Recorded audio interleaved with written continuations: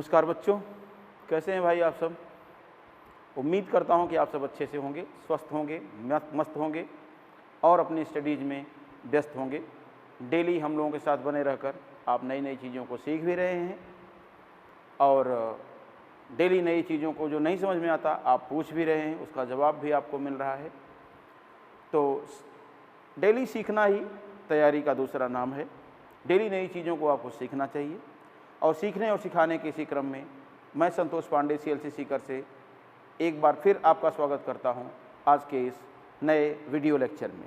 Okay, तो आइए, पिछले लेक्चर में हम लोगों ने देखा था कि इन्नेट इम्यूनिटी के या जन्मजात प्रतिरक्षा के कुछ घटकों को, या कह लीजिए कि 4 उन घटकों को देखा था हम लोगों ने जिनकी चर्चा NCERT में की गई थी।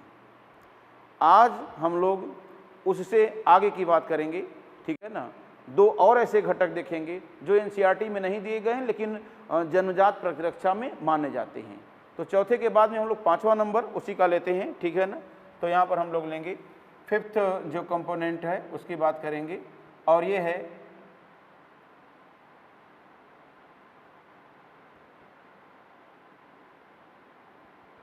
प्रदाह या प्रदाह संबंधी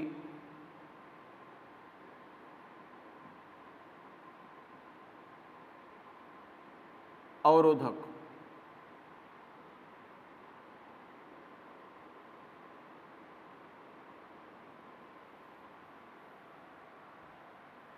यहाँ पर आप देखेंगे प्रदाह या प्रदाह संबंधी अवरोधक की बात करेंगे तो इसे आप कह सकते हैं इंग्लिश में इन्फ्लेमेशन या इन्फ्लेमेटरी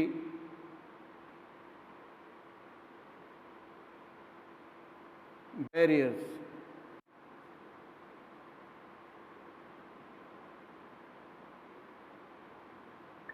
तो इस तरह से आप देख पाएंगे। अब सबसे बड़ा सवाल ये होता है कि प्रदाह या प्रदाह से संबंधित जो अवरोधक हैं वो क्या होते हैं। तो आइए देखते हैं हम लोग सबसे पहले प्रदाह क्या है।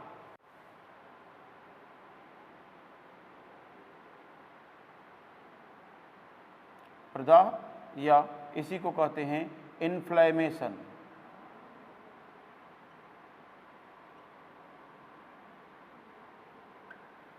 तो प्रदाह या इन्फ्लेमेशन की बात जब हम करते हैं तो आप लोग कुछ इस तरह से उसका अर्थ लगाते हैं कि किसी शरीर के किसी भाग में जलन होना या सूजन उत्पन्न होना या शरीर के किसी भाग का लाल हो उठना, इसको प्रदाह कहते हैं। वास्तव में ये प्रदाह नहीं है। बायोलॉजी की लैंग्वेज में अगर हम प्रदाह को डिफाइन करें तो प्रदाह के लिए हम ये कह सकते हैं कि शरीर में प्रतिजन एवं सुरक्षा घटकों के बीच होने वाली अंतर क्रियाओं के समूह को प्रदाह कहते हैं।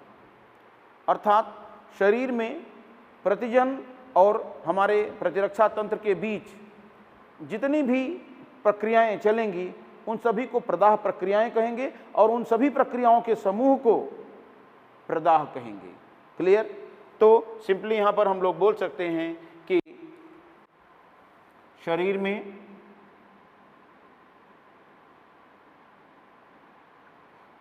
प्रतिजन व सुरक्षा घटकों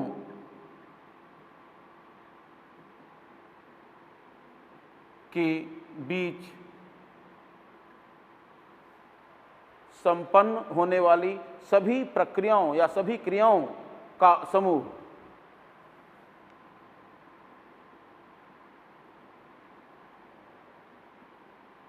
होने वाली सभी क्रियाओं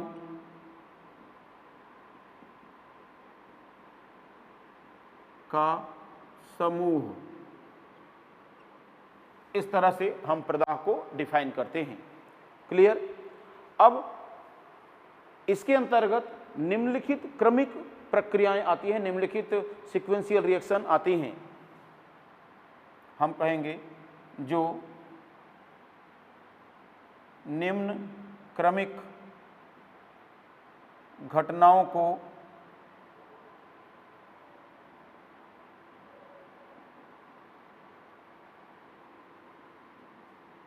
सम्मिलित करता है।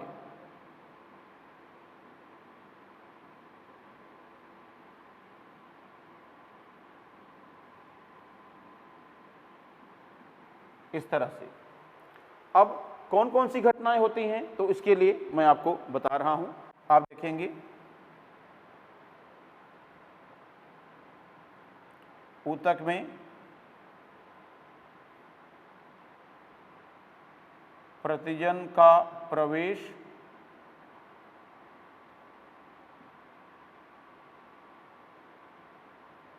ऊतक में प्रतिजन का प्रवेश, इसके बाद में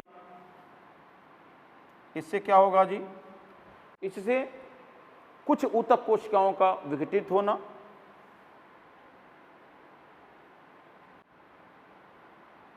कुछ टिश्यू सेल्स का विघटन,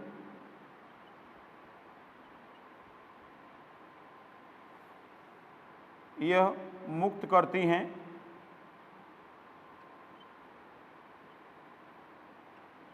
ध्यान दें, कौन मुक्त करती हैं, जो विघटित होती हुई कोशिकाएं हैं मुक्त करती हैं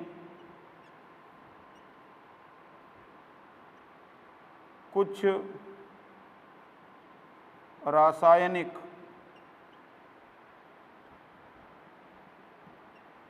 संकेतों को। अब ये रासायनिक संकेत क्या काम करेंगे, ये रासायनिक संकेत आकर्षित करते हैं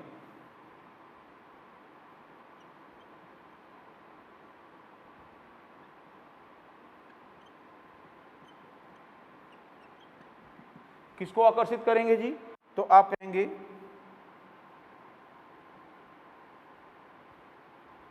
मास्ट कोशिका व बेसोफिल कोशिका को या कोशिकाओं को, इस तरह से। अब ये दोनों कोशिकाएं क्या करती हैं, ये स्रावित करती हैं, ध्यान दें,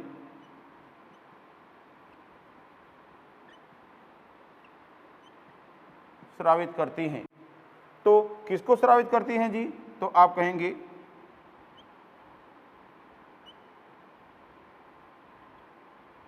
हिस्टेमीन। अब हिस्टेमीन जो होता है वो क्या है, तो आप कहेंगे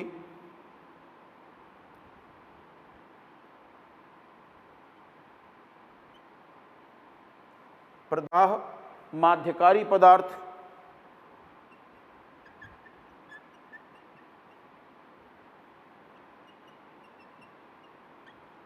या हम ये भी कह सकते हैं कि हिस्टेमीन के लिए कि प्रदाह प्रेरक पदार्थ।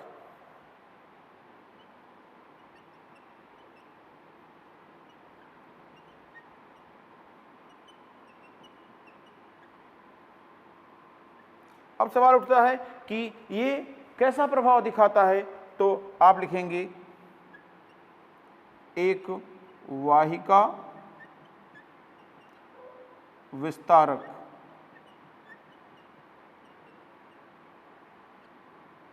तो इसके कारण आप देखेंगे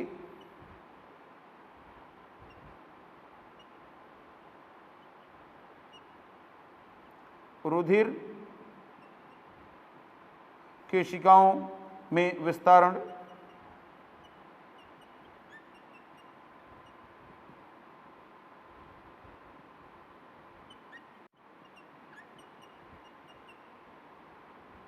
या फैलाव या चौड़ाई का बढ़ जाना अर्थात वैसोडाइलेशन।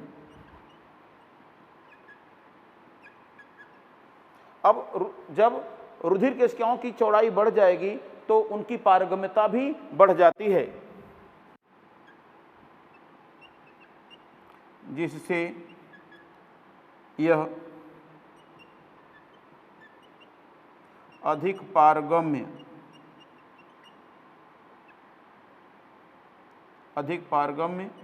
हो जाती हैं।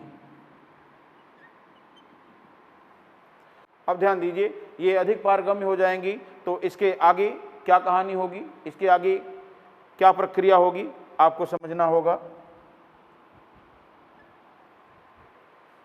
देखेंगे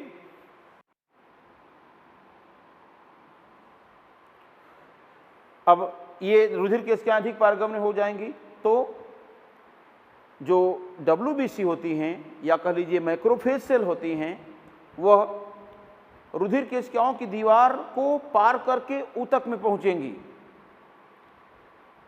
तो आप देखेंगे WBC द्वारा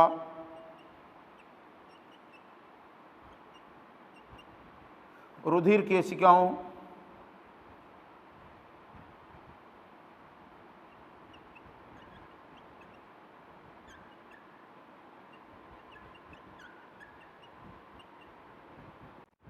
केशिकाओं से बाहर आना, एक मिनट, रुधिर केशिकाओं से बाहर, WBC का रुधिर केशिकाओं के बाहर निकलना,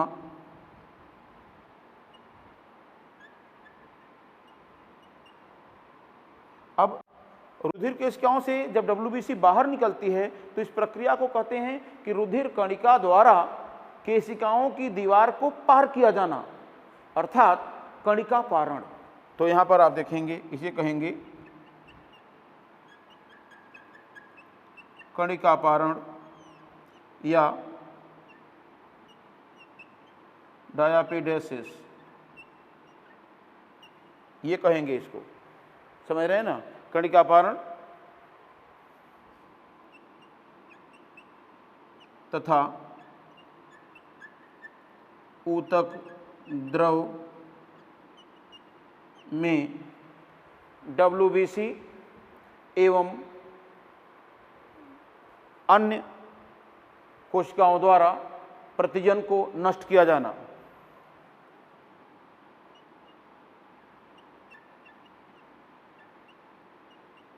अन्य घटकों द्वारा प्रतिजन को नष्ट किया जाना।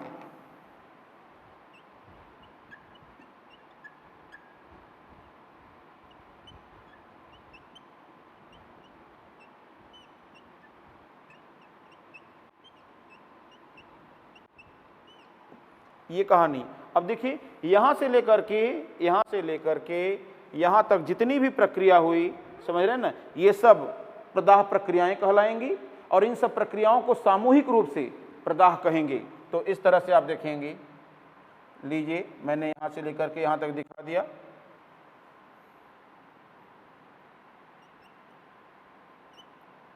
प्रदाह प्रक्रियाएं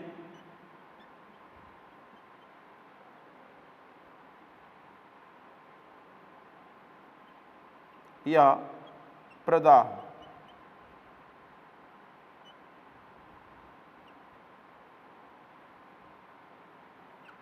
तो ये चीज़ आप देख सकते हैं, इन चीज़ों को आप यहाँ पर कंसीडर कर सकते हैं, समझ रहे हैं ना। तो ये चीज़ आप देखें यहाँ पर, क्लियर। तो ये हुआ प्रदाह से संबंधित जो अवरोधक होते हैं। इस तरह से इन चरणों के द्वारा या कह लीजिए कि इन घटनाओं के द्वारा आप उनकी चर्चा कर सकते हैं। आइए इसके बाद आगे की बात हम लोग करते हैं। इसके बाद और कौन सा बैरियर होगा, थोड़ी सी चर्चा उसकी भी कर लेते हैं, ठीक है ना। हम देखेंगे कि प्रदाह के प्रकार कितने होते हैं। तो आप देखेंगे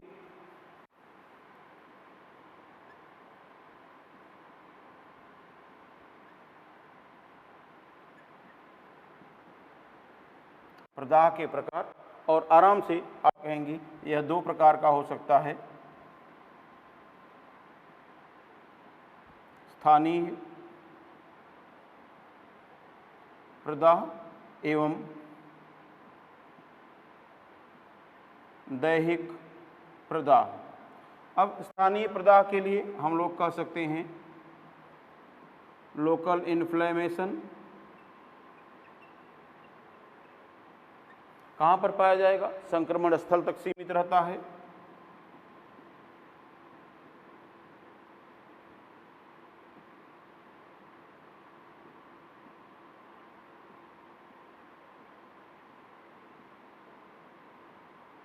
और इसी के साथ साथ हम लोग देखेंगे इसमें अगर बात करें, ये है सिस्टेमिक इन्फ्लेमेशन। सिस्टेमिक इन्फ्लेमेशन की बात करेंगे तो यह वह इन्फ्लेमेशन है जो पूरी बॉडी में फैला होता है, अर्थात ये तब होता है जब एंटीजन बॉडी के हर हिस्से में फैल चुका होता है। तो आप लिखेंगे समस्त शरीर में फैला होता है।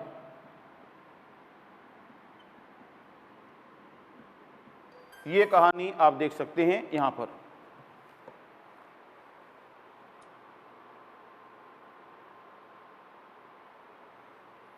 और इसके साथ साथ आप देखेंगे एक चीज़ और हम लोग यहाँ पर डिस्कस करेंगे। अब नोट करके दो बातों को हम यहाँ देखेंगे। एक तो हम बात करने जा रहे हैं, आप देखिए, फीवर की, या इसे कहते हैं ज्वर। और दूसरी बात यहाँ पर हम लोग देखेंगे पस या मवाद। हम लोग देख पाएंगे यहाँ पर, देखेंगे फीवर की बात करेंगे तो यहाँ पर देखेंगे ये क्या है, तो शरीर के सामान्य तापमान का अधिक हो जाना, अर्थात शरीर के सामान्य तापमान में वृद्धि, इसको ज्वर कहते हैं। तो आप कहेंगे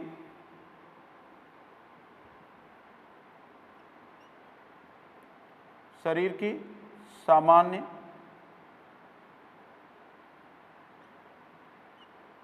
ताप का बढ़ जाना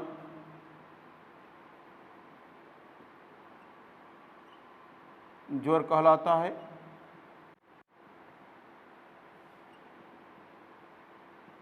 अब यहाँ पर आप देखेंगे इसी से संबंधित हमें एक और बात जाननी होगी, क्या? ज्वरकारी।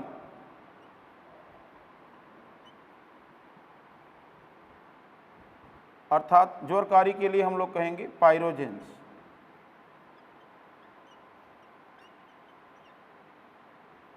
अब पायरोजेंस क्या हैं? तो ऐसे रासायनिक पदार्थ, ऐसे रासायनिक पदार्थ जो हाइपोथैलेमस के ताप नियामक केंद्र या ताप स्थैतिक केंद्र को उच्च स्तर की ओर ले जाकर सेट कर देते हैं। तो आप लिखेंगे जो हाइपोथैलेमस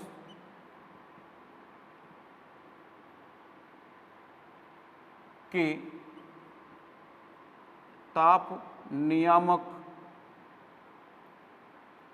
या ताप स्थैतिक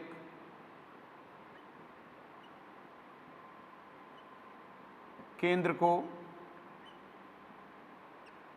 कहां पर सेट कर देते हैं? उच्च स्तर की ओर स्थापित कर देते हैं।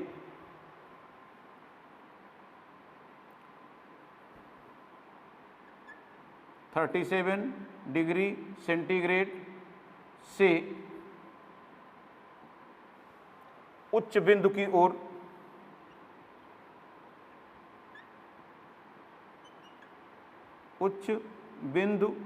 ओर स्थापित कर देते हैं।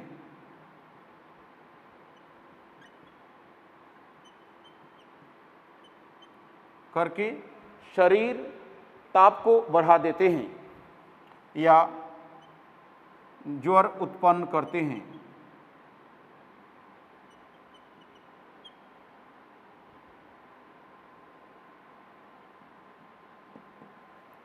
अब आप देखेंगे इनके दो प्रकार होती हैं। ये जो ज्वरकारी हैं या जो पायरोजेंस आप लिख रहे हैं, इनके दो प्रकार हैं। तो आप कहेंगे यह दो प्रकार के हैं। अब ये कौन कौन से हैं भाई? तो दो प्रकार के कौन हैं? तो आप देखेंगे बाह्य ज्वरकारी एवं अंतः ज्वरकारी।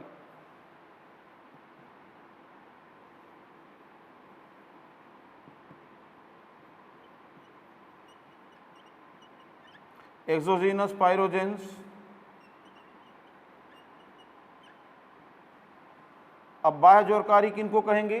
तो आप कहेंगे प्रतिजन, रोगजनक के विष या एंटीजन। तो आप लिखेंगे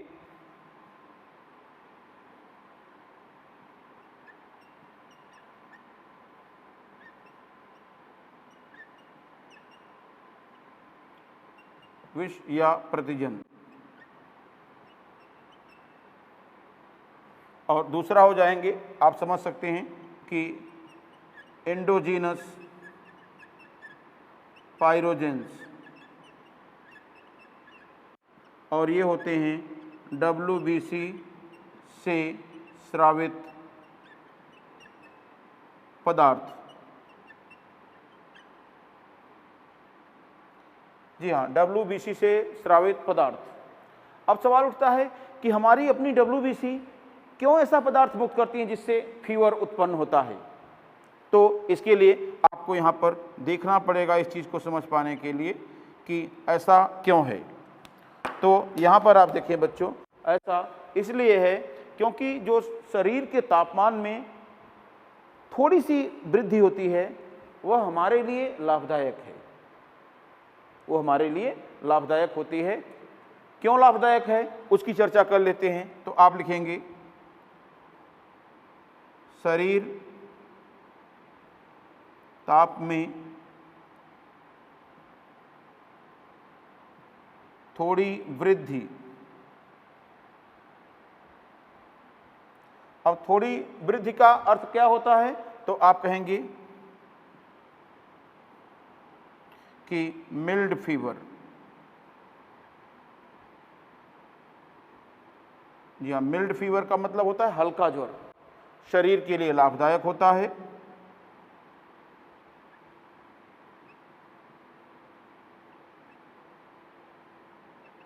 लाभदायक है क्योंकि, अब ये लाभदायक क्यों है? तो इसका जवाब है क्योंकि इससे सुरक्षा घटकों की सक्रियता बढ़ती है तथा रोगजनक का प्रचुरोद्भवन या गुणन रुक जाता है। तो आप देखेंगे क्योंकि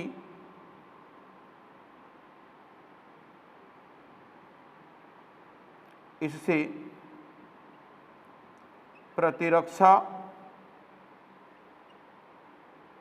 घटकों की सक्रियता बढ़ती है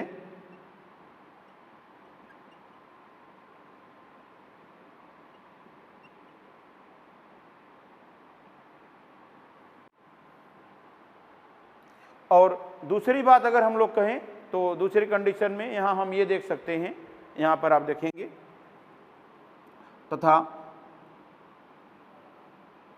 रोगजनक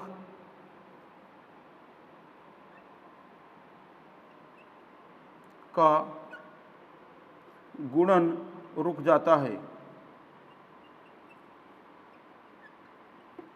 ये कहानी होगी। इसलिए शरीर के तापमान का थोड़ा सा बढ़ जाना हमारे लिए लाभदायक है, परंतु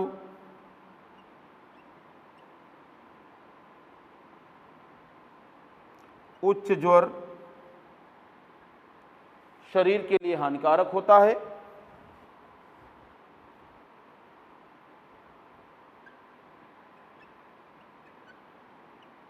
हानिकारक है,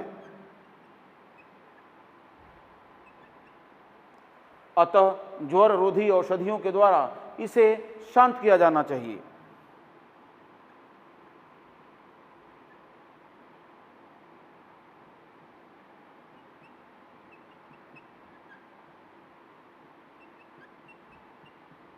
औषध द्वारा इसे शांत किया जाना चाहिए।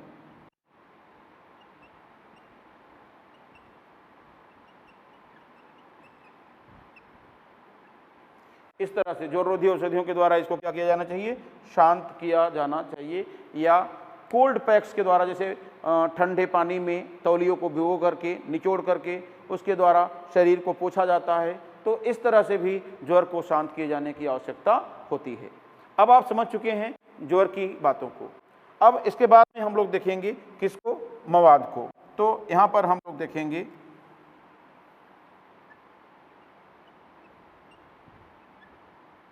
मवाद या पस। इस चीज को मैं अगर बात करूं तो मवाद या पस की बात अगर करेंगे तो ये क्या होता है, जैसे आपने कभी देखा होगा कि कहीं पर शरीर में चोट लगती है तो घाव पक जाता है और वहाँ पर एक हल्के पीले सफ़ेद रंग का गाढ़ा सा द्रव बन जाता है, उसी को मवाद कहते हैं। तो जहाँ पर मवाद बन रहा है इसका अर्थ है कि वहाँ पर इन्फ्लेमेशन हो रहा है, अर्थात प्रदाह हो रहा है। तो आप यहाँ पर कहेंगे यह प्रदाह स्थल पर बनने वाला दुर्गंधयुक्त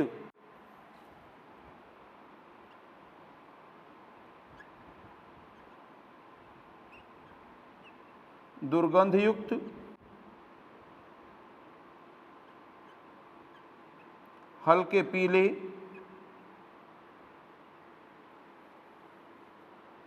सफेद रंग का गाढ़ा तरल है,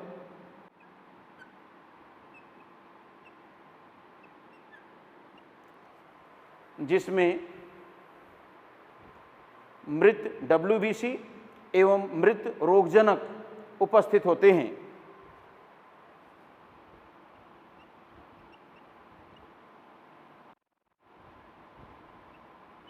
मृत WBC मृत रोगजनक व जीवित रोगजनक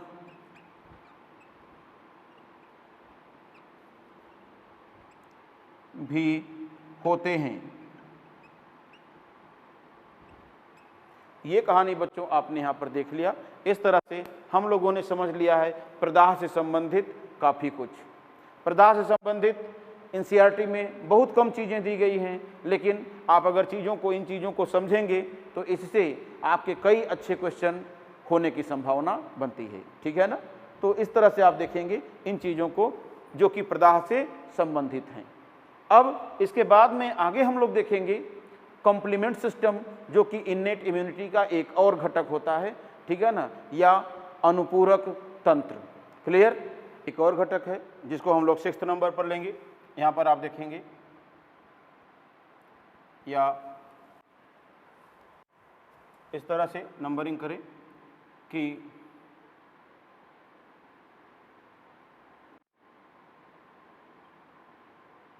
कॉम्प्लीमेंट सिस्टम।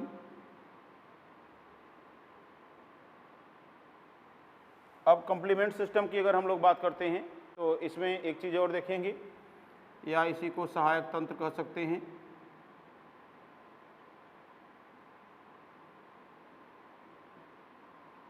ये क्या है, इसको समझने के लिए आपको देखना होगा कि हमारी प्लाज्मा में या रुधिर में लगभग 30 टाइप की प्रोटीन का एक समूह है। ये क्या है, रुधिर में उपस्थित लगभग 30 टाइप की 30 प्रकार की प्रोटीन का एक समूह है, जो प्रतिजन की सतह पर जुड़कर उसे इस लायक बना देता है कि वह विशिष्ट प्रतिरक्षा तंत्र के घटकों द्वारा आसानी से पहचाना जा सके। समझ रहे हैं ना।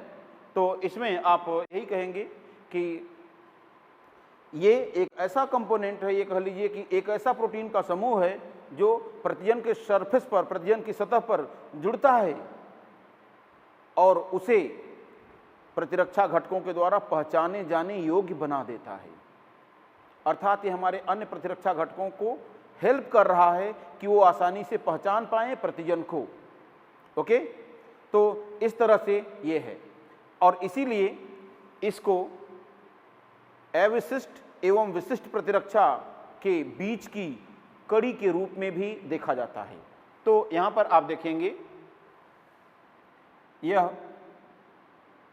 रुधिर में उपस्थित रुधिर में स्थित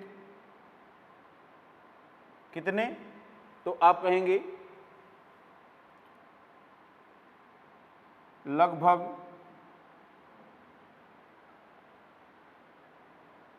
30 प्रकार की प्रोटीन का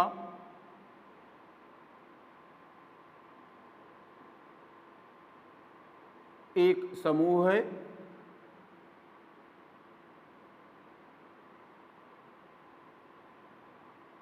जो, ध्यान दें, 30 प्रकार की प्रोटीन का एक समूह है जो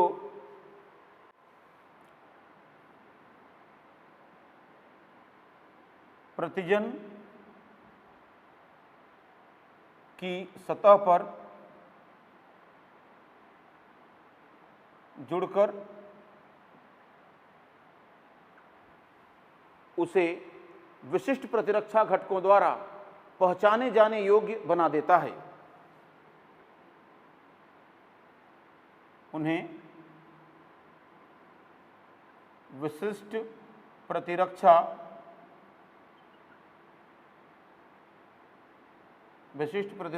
के घटकों द्वारा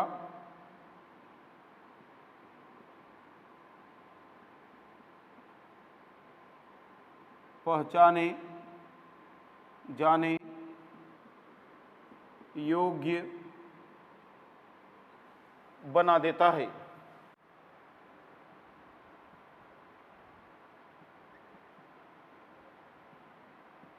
इस तरह से आप देख पाएंगे इन चीज़ों को और इसीलिए इसको इन्नेट एवं स्पेसिफिक इम्यूनिटी के बीच की कड़ी कहते हैं। अतः इसे इन्नेट व स्पेसिफिक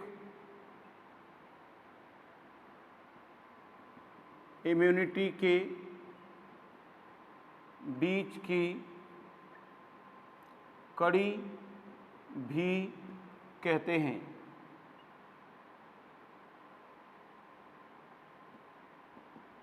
इस तरह से तो कुल मिलाकर के आप ध्यान दीजिए, इस तरह से हम लोगों ने कंप्लीट कर लिया है अभी किस चीज़ को, इन्नेट इम्यूनिटी के डिफरेंट कंपोनेंट्स को हम लोगों ने पूरा कर लिया है।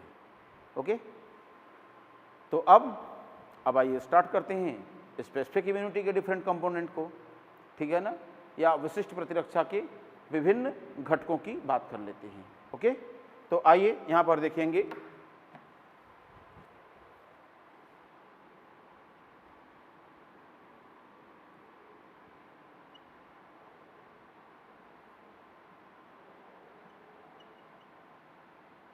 विशिष्ट प्रतिरक्षा के घटक, या हम बात करें कि कंपोनेंट्स ऑफ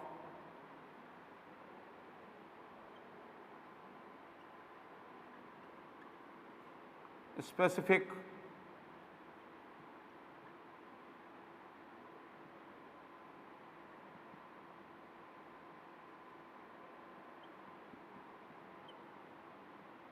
इम्यूनिटी। तो आप देखेंगे बच्चों कि कंपोनेंट्स ऑफ स्पेसिफिक इम्यूनिटी की अगर हम लोग बात करने की कोशिश करें तो इसमें दो तीन चीज़ों पर हम लोग फोकस करना होगा हमें, ठीक है ना। एक तो हो जाती हैं, आप देखिए,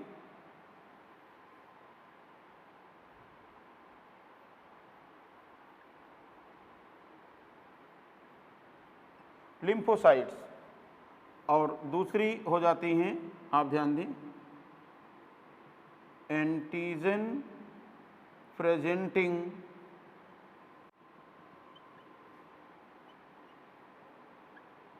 सेल्स। या इन्हीं को कहते हैं एपीसीज। इस तरह से एंटीजन प्रेजेंटिंग सेल्स या एपीसीज। अब सवाल उठता है, हम लोगों को देखना होगा कि लिम्फोसाइट्स की अगर चर्चा करें तो देखिए कि लिम्फोसाइट्स क्या हैं और एंटीजन प्रेजेंटिंग सेल्स क्या हैं। तो पहले हम लोग बात करेंगे लिम्फोसाइट्स। क्लियर है ना? तो इनको कहते हैं, एक और नाम देते हैं जी, लसिकाणु।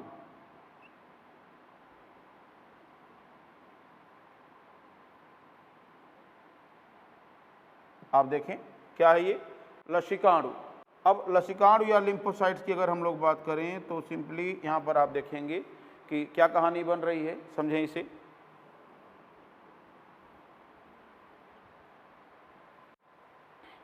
ये क्या होती हैं? तो आप कहेंगे मोस्ट इम्पॉर्टेंट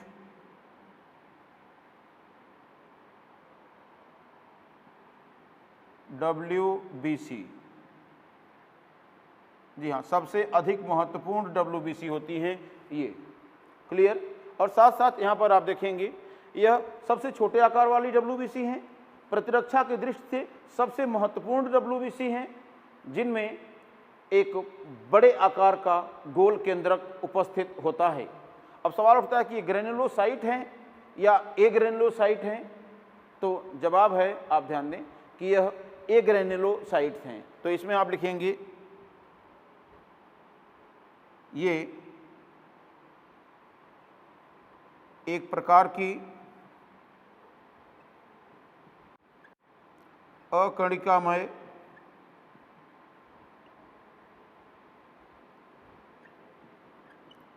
श्वेत रुधिराणु हैं।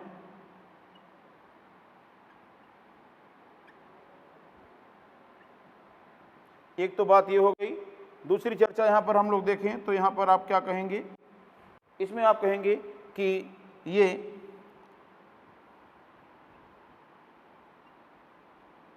सबसे छोटे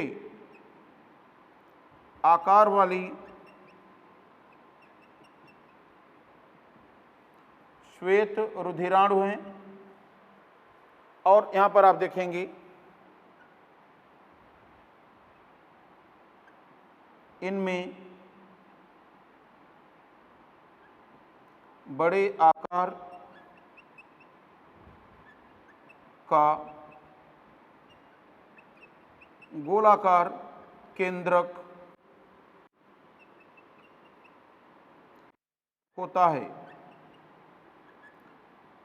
ये बात मैं किस लिए लिखवा रहा हूँ? ये इसलिए लिखवा रहा हूँ क्योंकि अलग अलग WBC में जो न्यूक्लियस होता है वो भी अलग अलग प्रकार का होता है, जो WBC को पहचाने जाने में सहायक होता है। तो इस तरह से आपने WBC की चर्चा कर लिया और इसके बाद में आगे हम लोग देखेंगे कि लिम्फोसाइट की चर्चा आपने कर लिया और लिम्फोसाइट के प्रकार कितने होते हैं अब हम इसे देखेंगे। टाइप्स ऑफ लिम्फोसाइट्स तो हम बात करेंगे इनमें।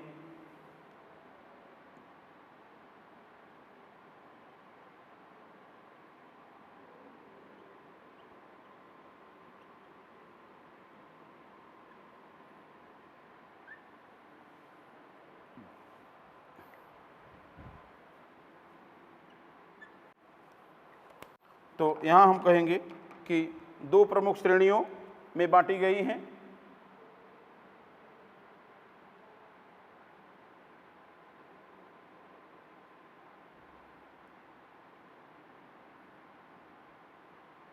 या हम कहें इनकी दो प्रमुख श्रेणियां हैं।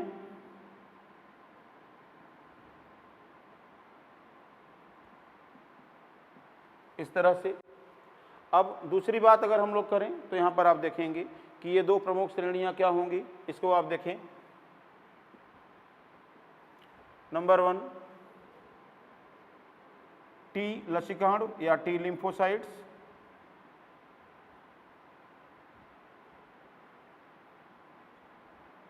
और दूसरी कैटेगरी आप जानते होंगे क्या, बी लसिकाणु या बी लिम्फोसाइट्स।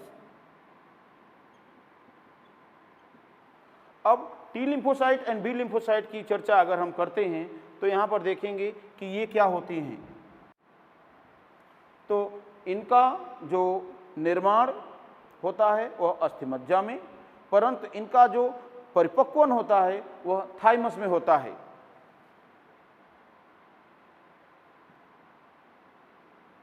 निर्माण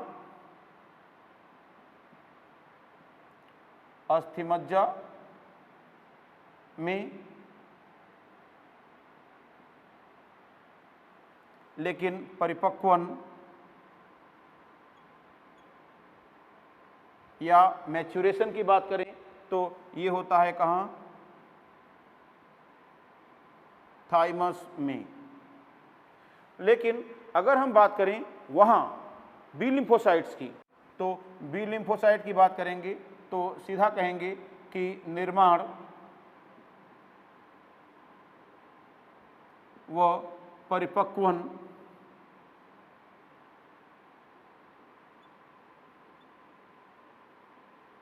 दोनों ही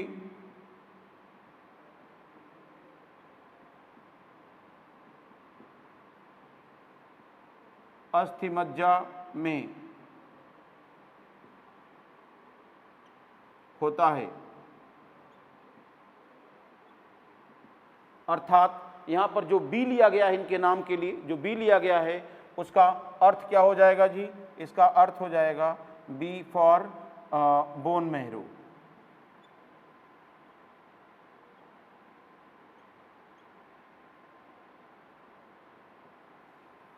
देख रहे हैं, ठीक है। अब इसके बाद में यहाँ पर हम लोग देखेंगे कि इसकी बात करें तो यहाँ पर आप देखेंगे अगर इनका जो परिपक्वन है वो थाइमस में है तो यहाँ पर समझ सकते हैं कि टी कहाँ से लिया गया है। T stands for thymus.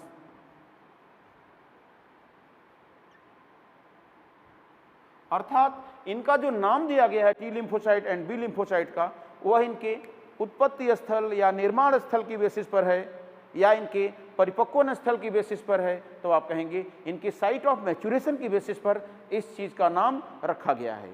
Okay, अब इसके बाद में हम लोग देखेंगे कि ये कितने प्रकार की हैं, ठीक है ना। तो ये आप देखेंगे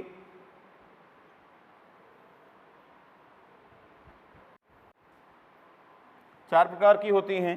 आप देखेंगे साइटोटॉक्सिक टी सेल्स,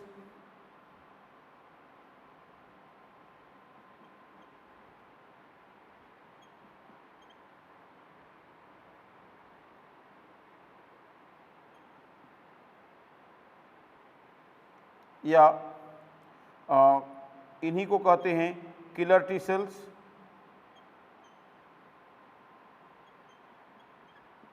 दूसरे नंबर पर होती हैं, यहाँ पर आप देखेंगे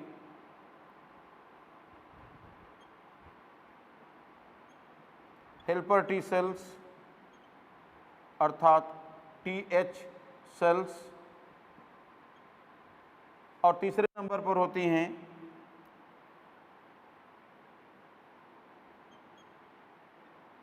सप्रेसर टी सेल्स या इन्हीं को कहते हैं टीएस सेल्स। और चौथे नंबर पर होती हैं मेमोरी टी सेल्स या इनको आप कह सकते हैं टीएम सेल्स। इस तरह से नाम देते हैं इन लिम्फोसाइट्स को। अब यहाँ हम बात करें बी लिम्फोसाइट्स की चर्चा करें तो बी लिम्फोसाइट में यहाँ पर ये क्या हो जाएंगी, तो ये होती हैं, आप देखिए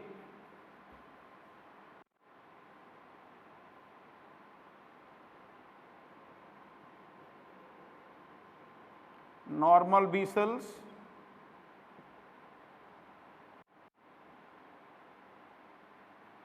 plasma cells and memory B cells. और इस तरह से आप देख पाएंगे इन सेल्स को। अब सवाल उठता है कि यहाँ पर हम लोग देखें कि नॉर्मल जो क्लासिफिकेशन है टी लिम्फोसाइट का, उस चीज़ को हम लोगों ने देख लिया है। तो अगली क्लास में हम लोग ये डिस्कस करेंगे कि इन डिफरेंट टाइप की टी लिम्फोसाइट का फंक्शन क्या है और बी लिम्फोसाइट का फंक्शन क्या है और इनका किस तरह से एक्टिवेशन होता है और किस तरह से अपने सभी कार्यों को संपादित करती हैं। क्लियर? तो आज के लेक्चर को यहाँ पर हम लोग कंप्लीट करते हैं। अगले लेक्चर में मिलता हूँ फिर आपसे, तब तक के लिए जय हिंद, जय CLC।